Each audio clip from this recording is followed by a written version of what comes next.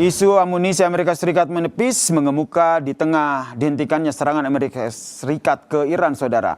Lebih lengkap soal eskalasi perang antara Amerika Serikat dan Iran, serta seperti apa kekuatan militer keduanya, kita bahas bersama dengan dosen ilmu politik Universitas Udayana, Evata Filomeo. Selamat petang, Mas Evata. Selamat petang, Mas. Kalau dari kacamata Anda, tadi sudah kita beritakan sebenarnya ada dua perspektif. Kenapa akhirnya Amerika Serikat menghentikan serangan sementara. Ada informasi soal rudal yang menipis, ini terkait dengan kekuatan militer. Dan yang kedua karena ada negosiasi yang tengah diupayakan. Kalau dari Mas Evata sendiri lebih condong kemana? Ya, memang Donald Trump telah menghitung. Ya. Ada perbedaan informasi juga. Senko mengatakan bahwa Donald Trump harus menyerang kurang lebih 20% lagi fasilitas militer dari Iran. Tetapi hal ini kontradiktif dengan apa yang disampaikan oleh jenderal mereka sendiri, Kepala Staf Gabungan, bahwa Amerika Serikat sudah kekurangan rudal Patriot. Memang rudal tersebut biasanya diproduksi per bulan itu 20 saja. Akan tetapi data realnya ini kan tidak pasti. Dan tampaknya Donald Trump sengaja membiarkan situasi tersebut untuk memaksa diplomasi ini berjalan dulu.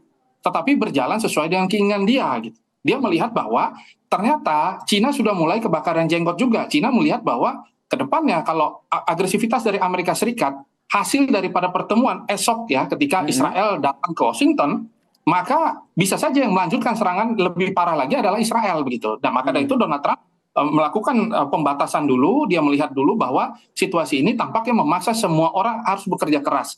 Dan situasi yang kedua saya lihat bahwa Amerika Serikat sengaja melempar isu bahwa mereka kekurangan rudal Patriot agar semua negara menyumbangkan dana mereka untuk pertahanan dari masing-masing negara di wilayah kawasan di Liga Arab itu. Jadi saya melihat bahwa ini merupakan faktor yang kadang-kadang tidak bisa kita hindari bahwa Amerika Serikat selama ini kan menginginkan adanya tambahan pundi-pundi untuk melakukan perang jangka panjang. Oke, sehingga Mas Evata, sorry saya potong karena kalau ini bisa dikatakan ada kaitannya juga ya dengan sebelumnya Amerika Serikat yang juga meminta tarif dari pengamanan yang dilakukan dari Selat Hormuz. Berarti ini bisa dikatakan sebenarnya dari biaya militer Amerika Serikat selama perang ini sudah membengkak dan perlu dikalkulasi ulang oleh Trump.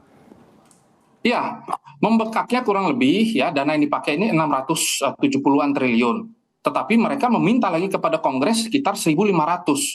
Artinya mereka harus melakukan eskalasi terus-menerus begitu. Mereka tidak bisa mundur sedikit pun dan mereka tahu bahwa dalam diplomasi level apapun Iran berada dalam posisi yang cukup sulit.